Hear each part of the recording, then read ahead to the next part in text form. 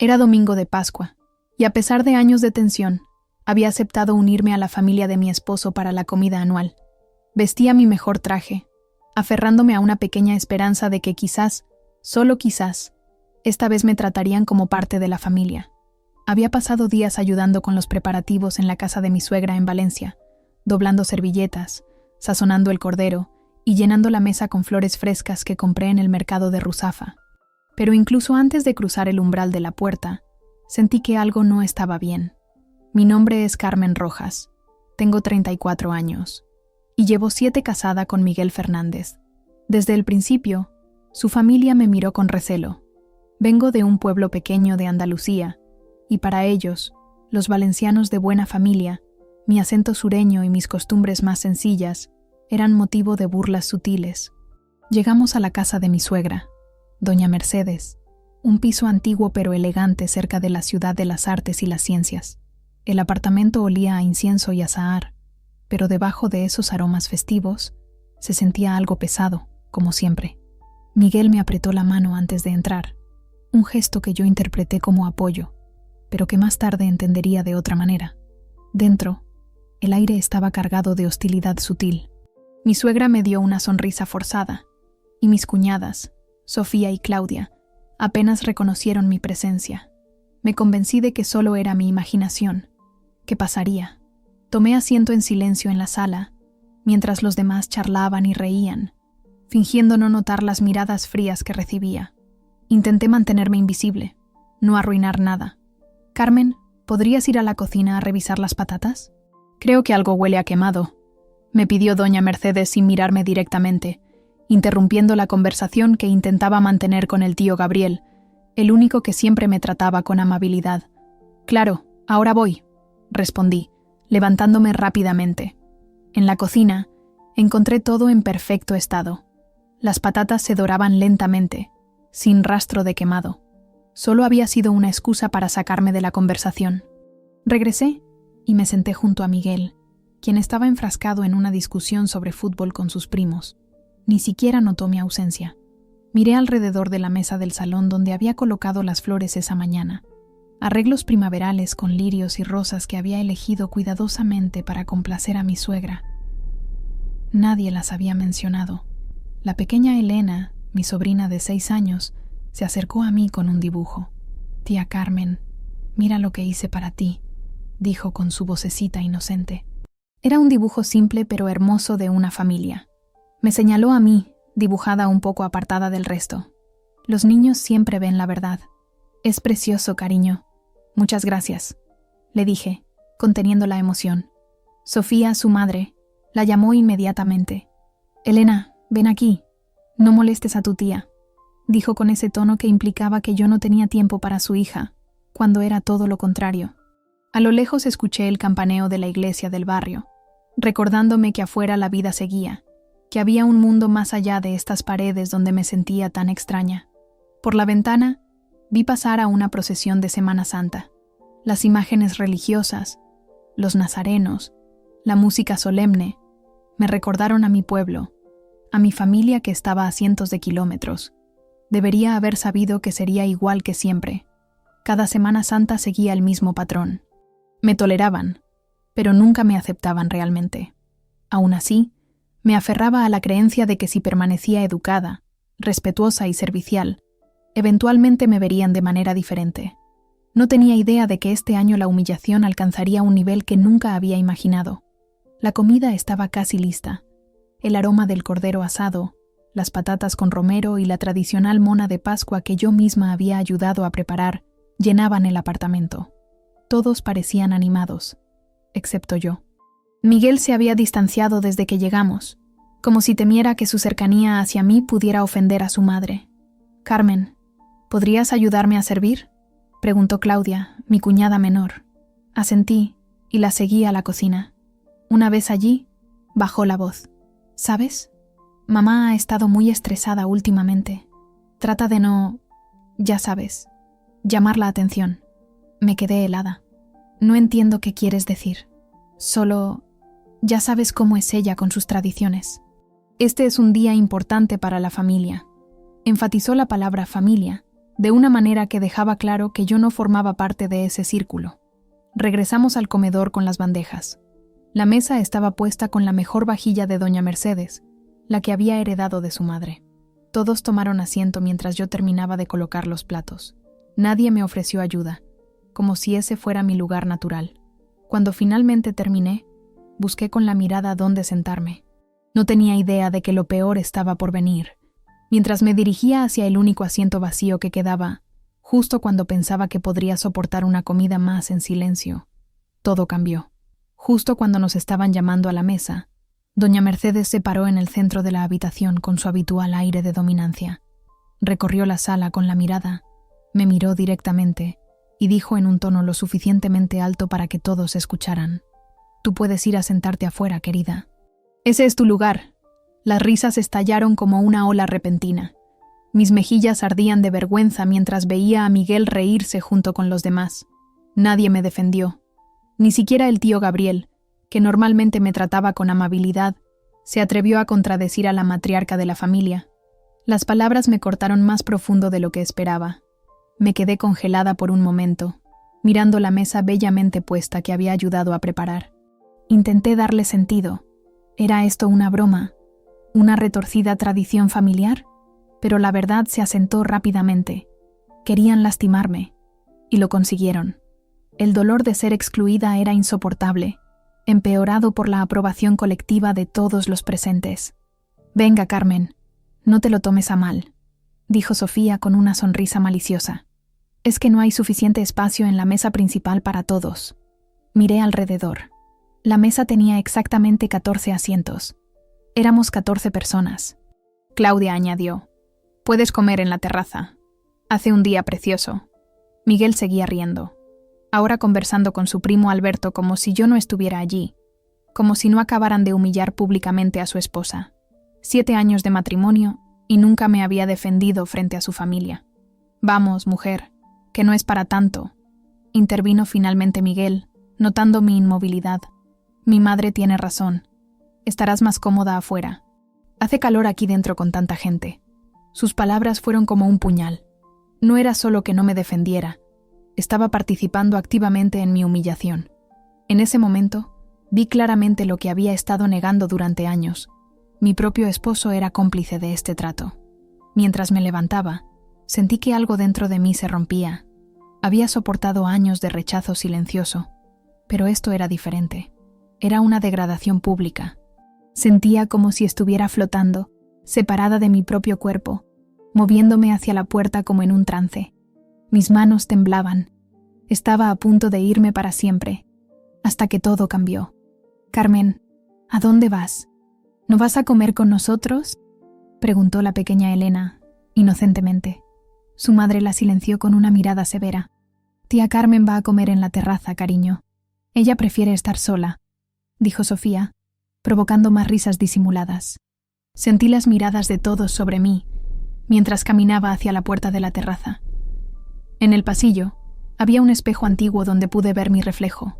Una mujer de mediana edad, vestida con esmero, con el maquillaje perfectamente aplicado esa mañana, ahora con los ojos vidriosos conteniendo lágrimas. Me detuve un momento, recordando a mi padre. Antonio Rojas había sido un hombre simple pero digno, un agricultor de aceitunas en las afueras de Jaén. «Nunca dejes que nadie te haga sentir menos, Carmen», me decía siempre. «Tu valor no depende de cómo te traten los demás». Había fallecido hace 2 años, y desde entonces me sentía más sola que nunca en esta familia que nunca me aceptó. Doña Mercedes apareció detrás de mí en el pasillo, llevando un plato con una porción significativamente más pequeña que las que había visto servir a los demás. «Aquí tienes, para que comas en la terraza. No queremos que digas que te dejamos sin comer». Su falsa amabilidad era quizás lo más hiriente de todo. Fingir que se preocupaba por mí mientras me humillaba. Tomé el plato mecánicamente, incapaz de encontrar palabras para responder. «Y por favor, cierra bien la puerta de la terraza cuando salgas. No queremos que entre el aire y se enfríe la comida de los demás», añadió, dándome la espalda para regresar al comedor. Abrí la puerta de la terraza. Era un espacio pequeño, con apenas una silla de plástico descolorida y una mesa auxiliar que usaban para dejar las macetas. Ni siquiera habían preparado un lugar para mí. Realmente esperaban que comiera de pie o sentada en esa silla rota. La humillación era completa. Desde la terraza podía escuchar las risas y conversaciones animadas. Escuché claramente cuando Miguel contaba una anécdota sobre cómo yo había confundido algunos términos valencianos cuando nos conocimos, provocando la risa de todos. Estaba usando nuestros recuerdos íntimos para burlarse de mí. Miré mi plato. Unas pocas patatas, un trozo pequeño de cordero y ni rastro de la ensalada que yo misma había preparado esa mañana. La comida se enfrió mientras las lágrimas finalmente corrían por mis mejillas. No podía comer. El nudo en mi garganta era demasiado grande.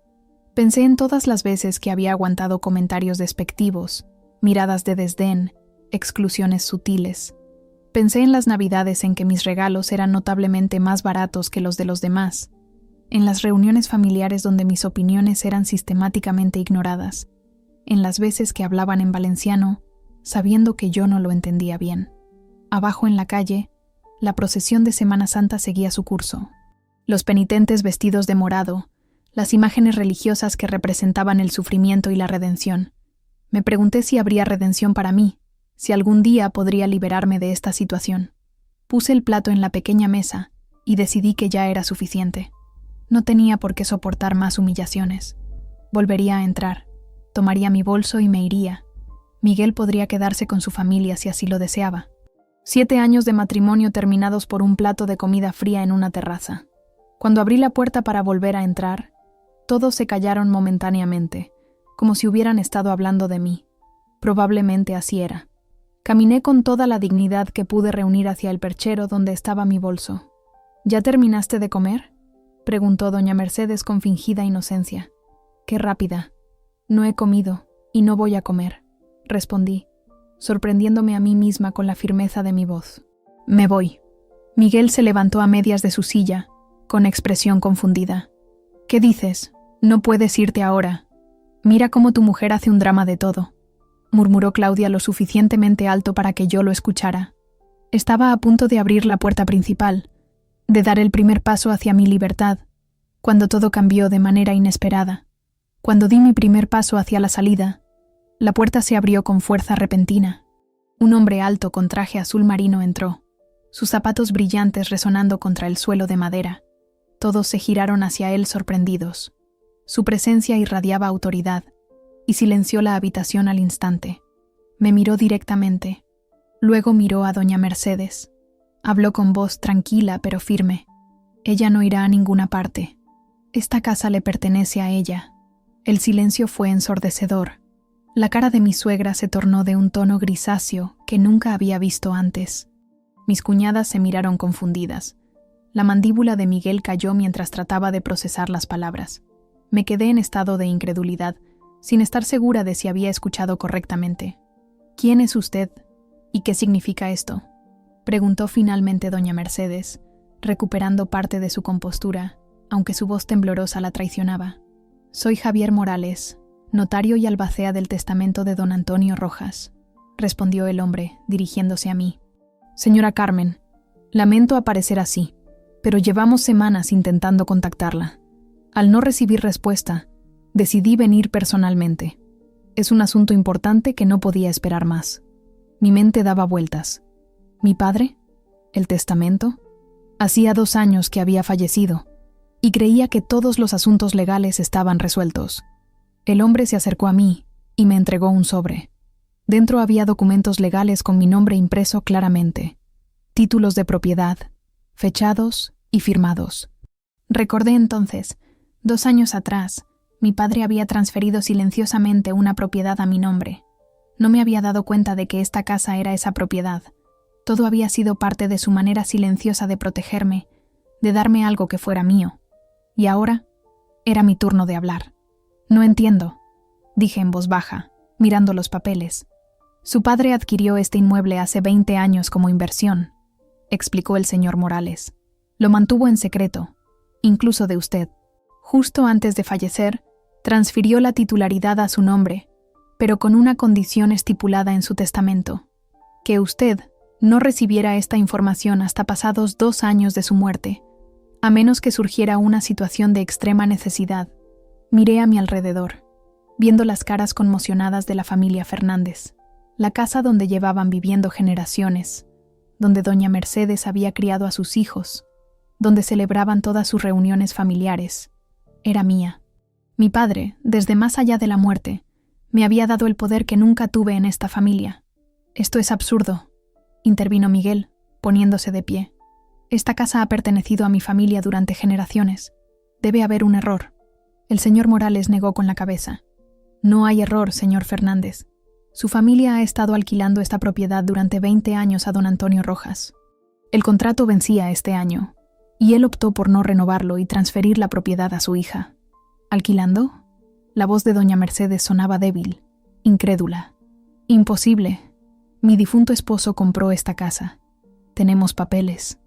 Lo que tienen son documentos de un contrato de alquiler con opción a compra que nunca se ejecutó, respondió el notario con calma. Puedo mostrarle los documentos originales si lo desea. Todo está en orden legal. Un recuerdo distante vino a mi mente.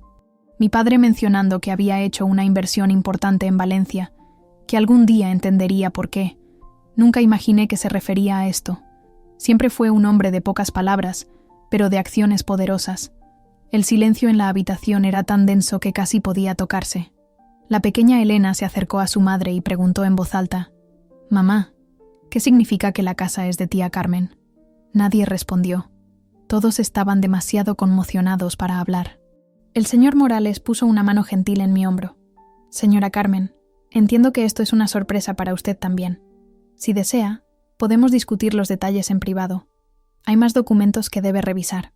Miré los papeles en mis manos. Escrituras, certificados, todo legal y claramente a mi nombre. La dirección era exactamente la misma.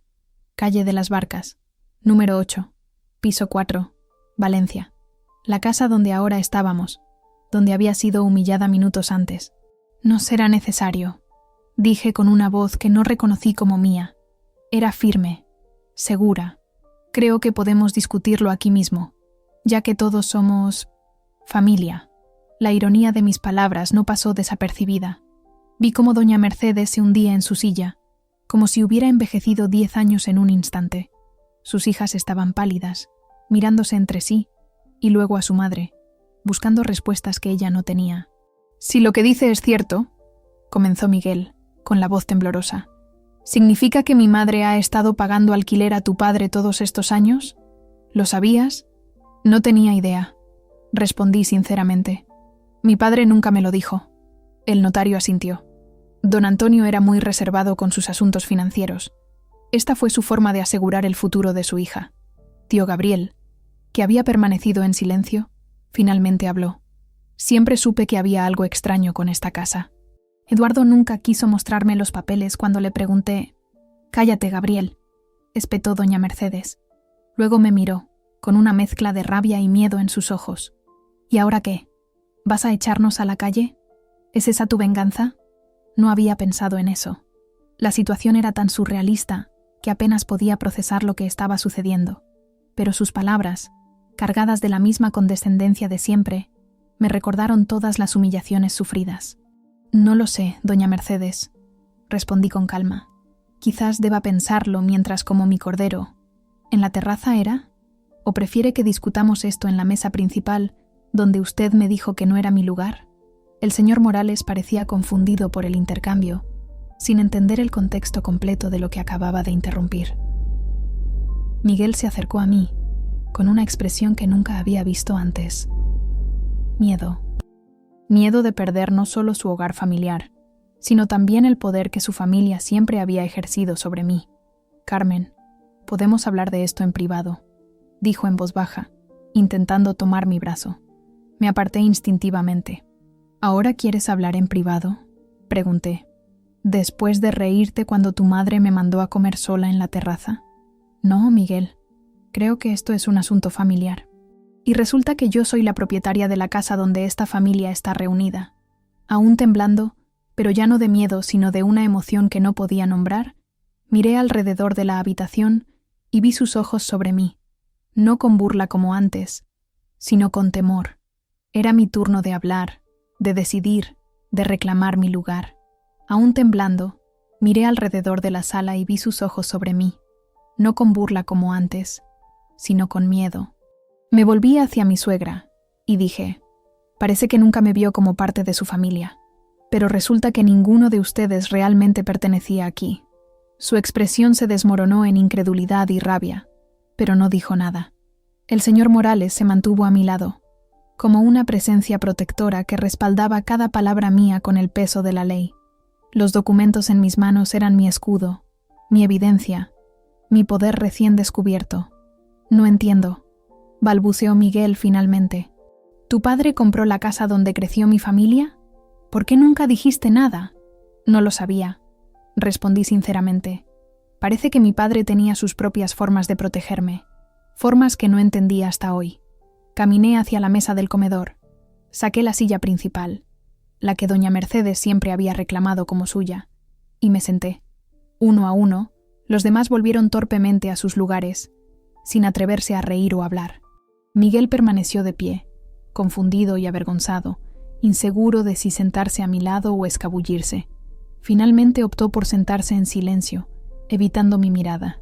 El cordero se enfría, dije con calma. Sería una pena desperdiciar toda esta comida que ayudé a preparar. ¿No creen?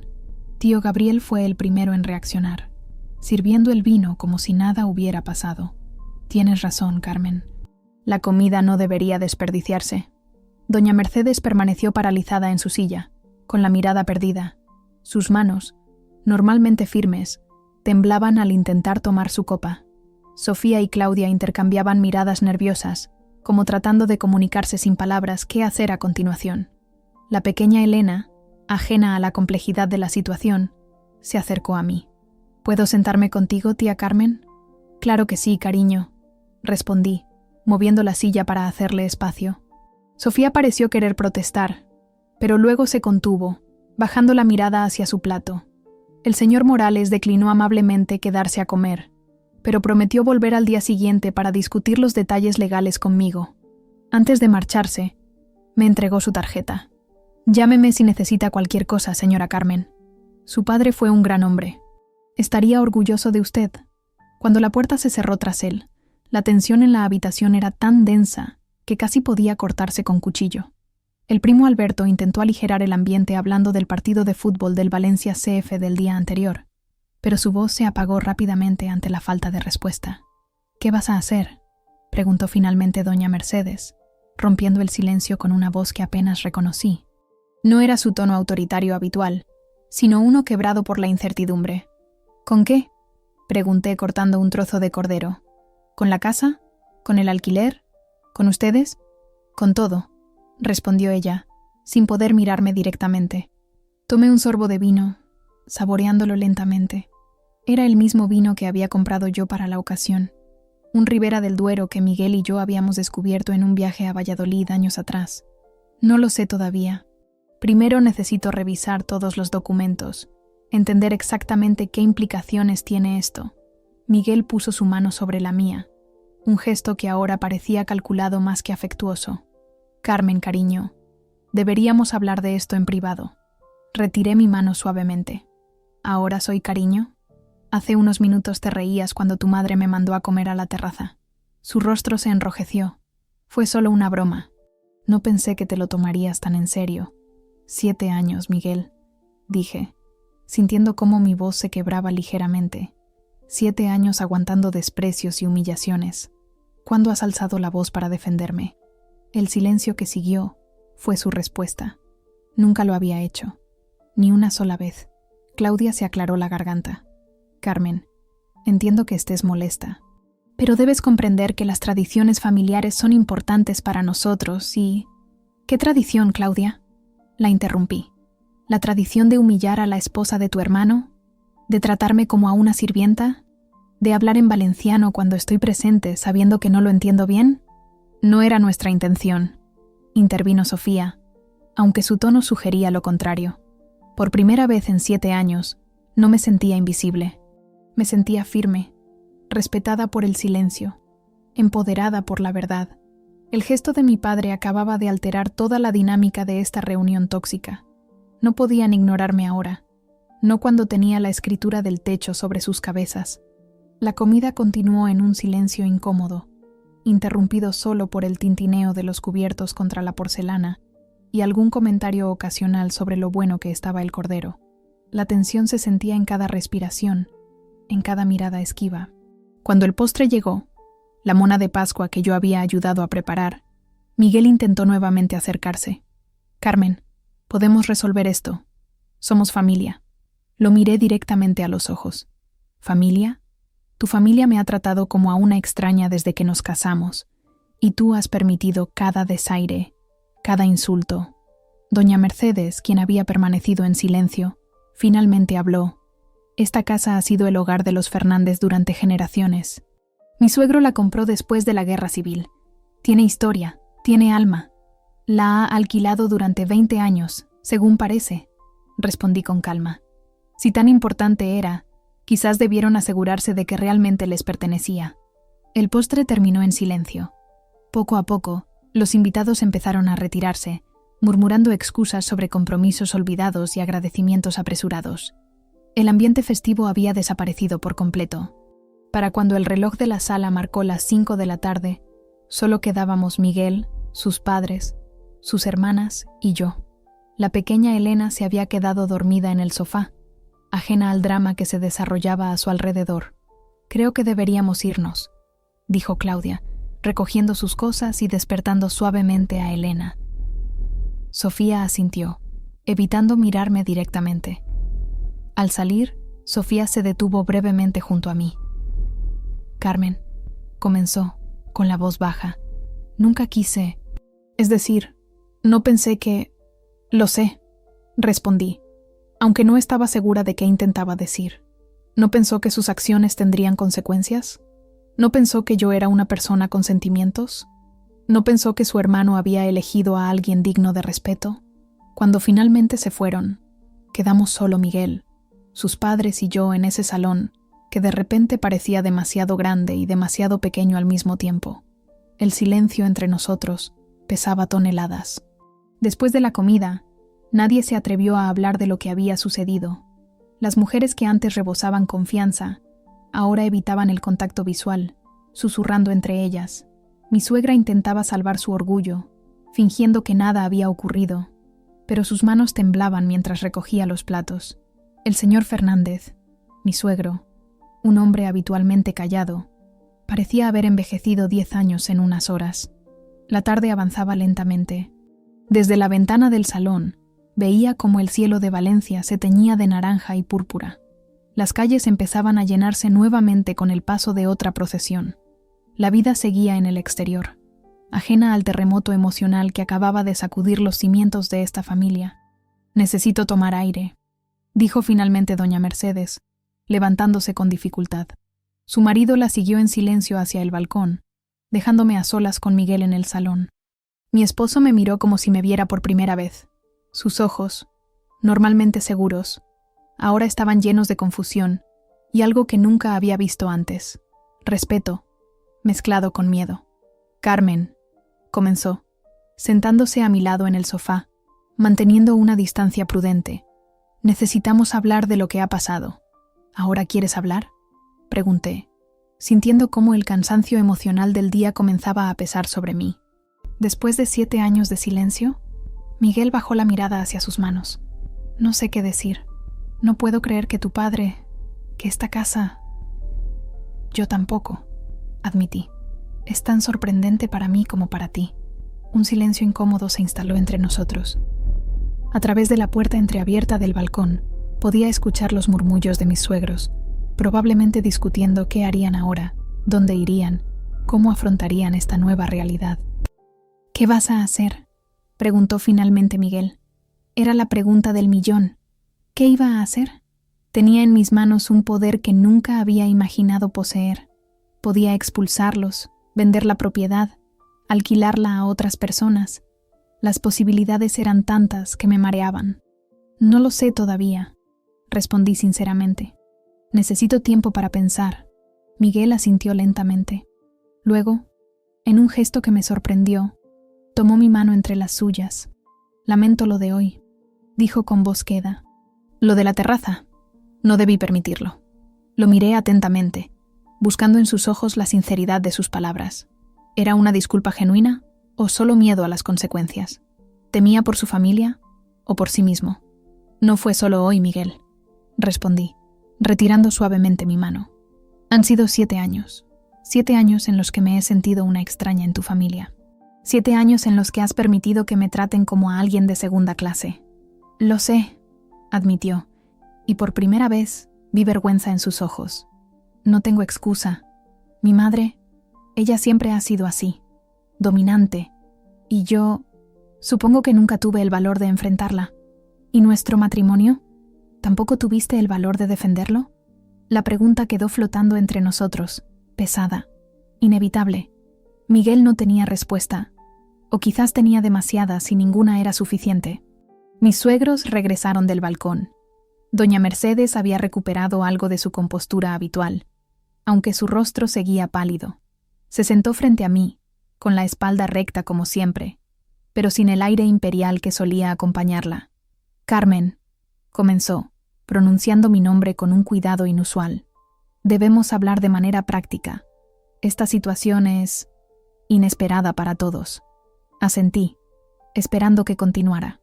Mi marido y yo hemos estado viviendo aquí durante 40 años.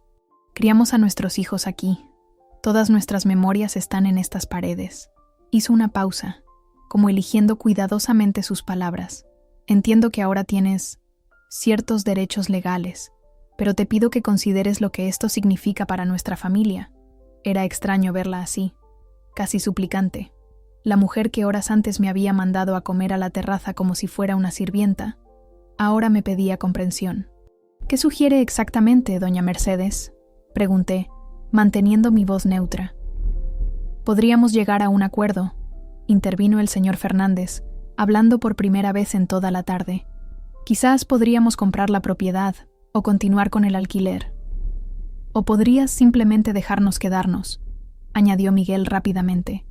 Después de todo, también es mi casa, soy tu esposo. Los miré a los tres, sentados frente a mí con expresiones expectantes.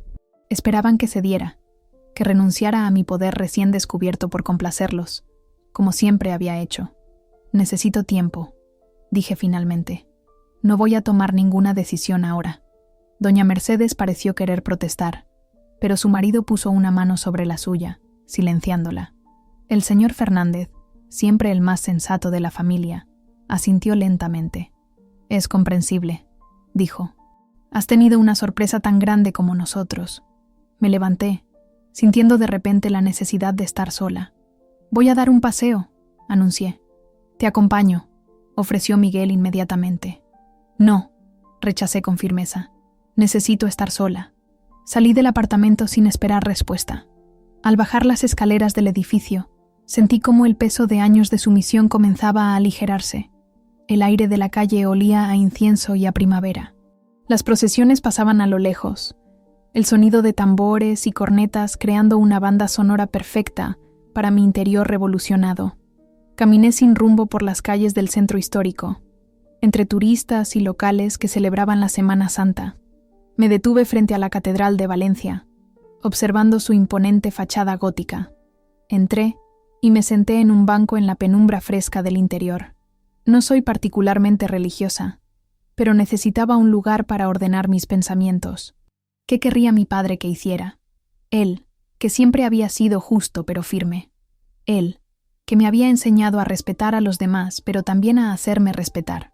¿Había comprado esa casa para darme poder sobre la familia de Miguel, o solo para asegurar mi futuro económico?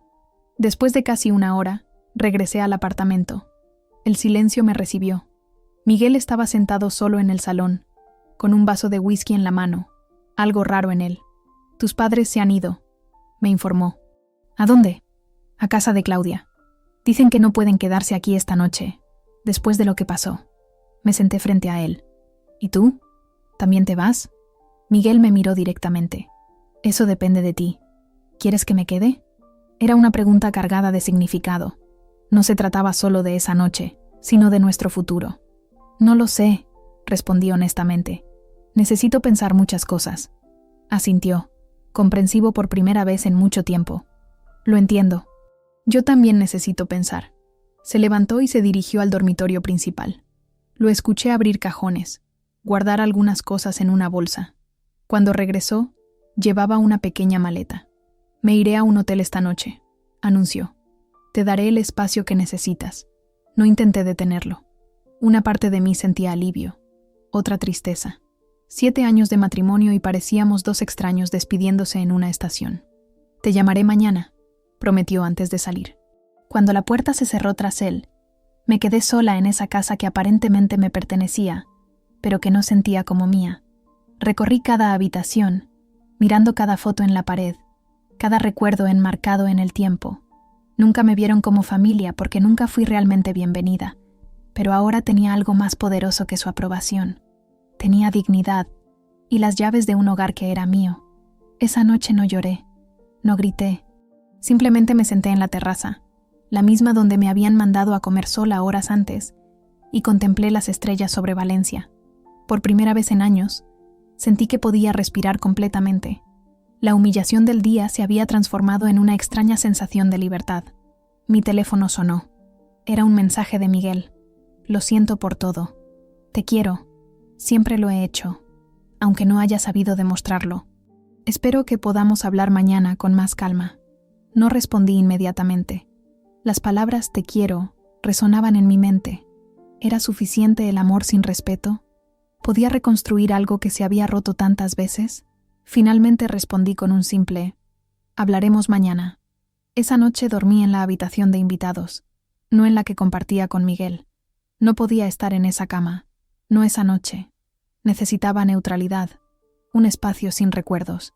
Antes de dormir, miré nuevamente los documentos que el señor Morales me había entregado.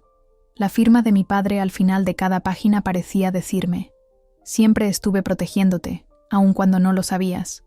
La siguiente Semana Santa fue tranquila, pero pacífica. No invité a nadie. Llené la casa con flores frescas, tal como lo había hecho antes, pero esta vez para mí misma. Puse la mesa sola, reproduje mi música favorita y preparé todos los platos que me gustaban. El silencio ya no se sentía pesado, se sentía como libertad. Mucho había cambiado en un año. Después de aquella revelación, Miguel y yo intentamos reconstruir nuestra relación durante algunos meses. Asistimos a terapia juntos, tuvimos largas conversaciones hasta el amanecer, e incluso hicimos un viaje a mi pueblo en Andalucía para reconectar con mis raíces. Pero la grieta era demasiado profunda. «No puedo olvidar cómo te reíste ese día», le dije durante nuestra última conversación seria. Estábamos sentados en un banco del Jardín del Turia, el parque que serpentea por el antiguo cauce del río que atraviesa Valencia.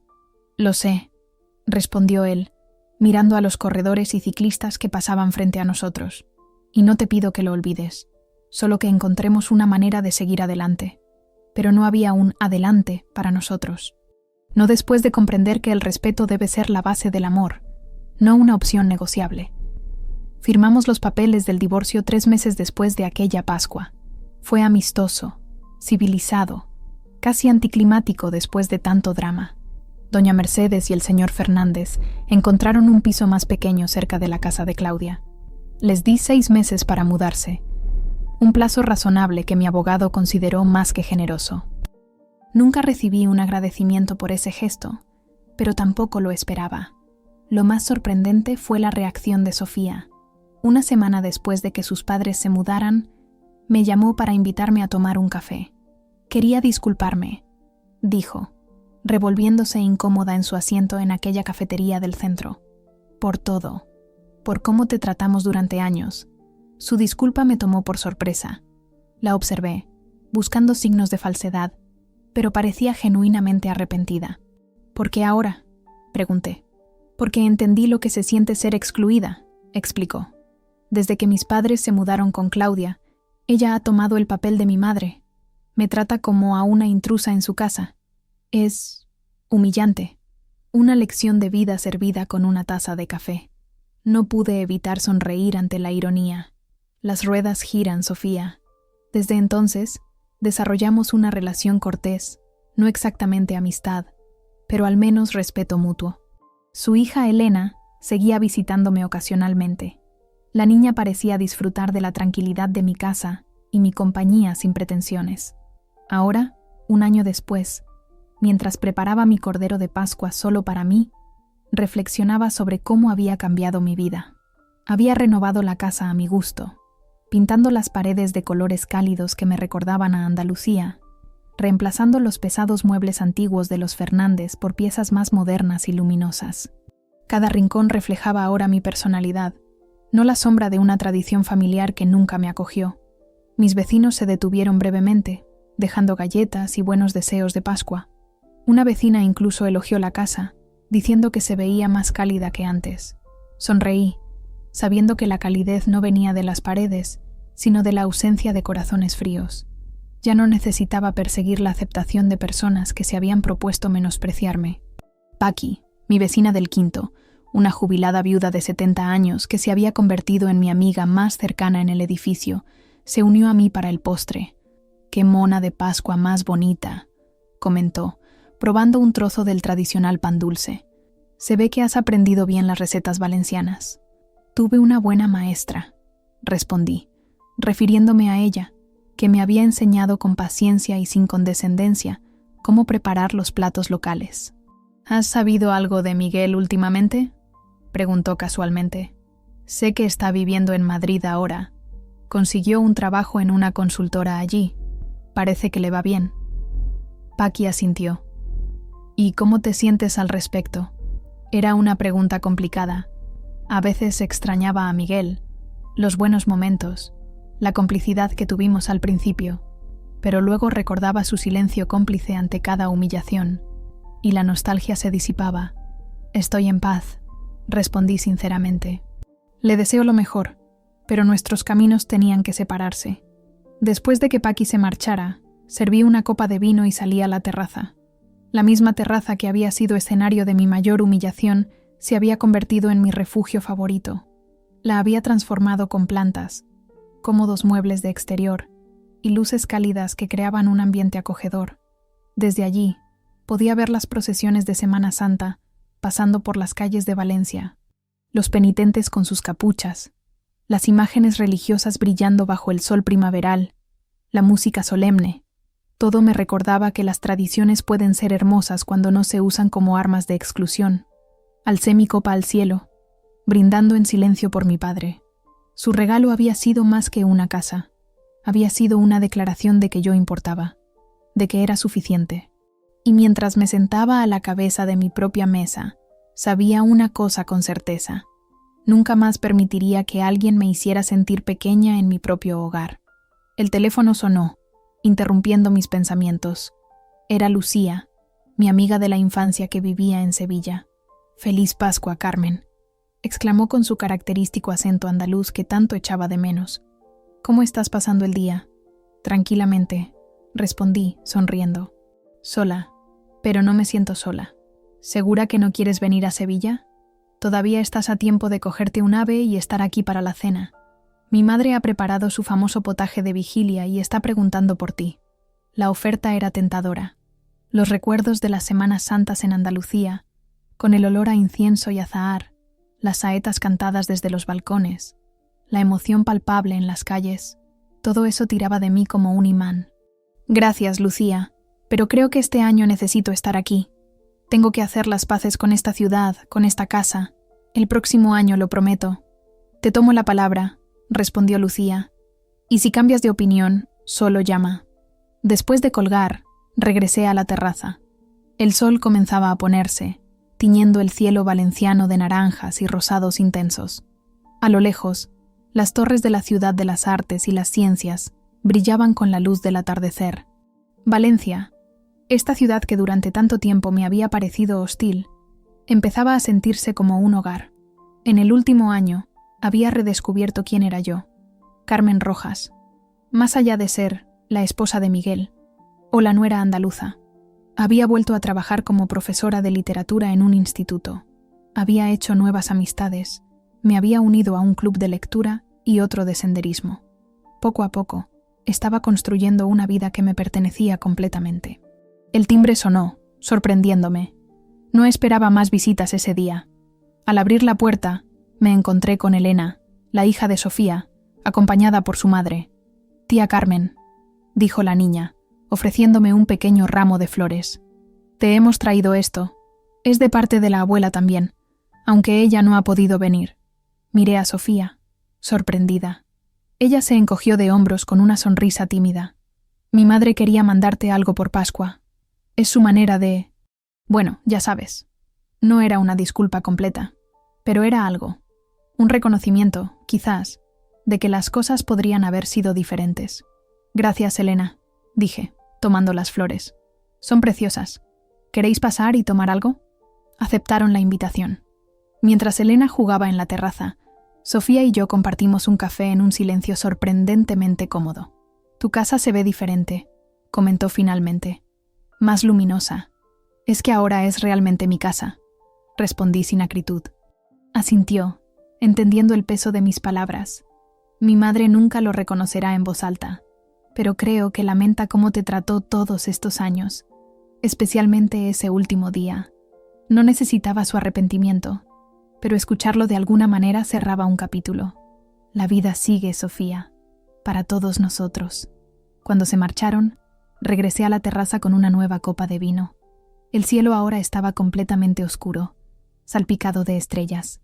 La brisa traía el olor de las flores de azahar que inundaban Valencia en primavera. Esta Pascua, levanté una copa por mí misma, por la mujer que había encontrado su fuerza, su voz, su lugar. La casa que una vez fue símbolo de mi exclusión, ahora era testigo de mi renacimiento. Y mientras saboreaba el último trozo de mona de Pascua, sonreí ante la ironía más dulce. A veces, lo que parece tu mayor humillación puede convertirse en tu mayor liberación. Mi padre lo había sabido todo el tiempo.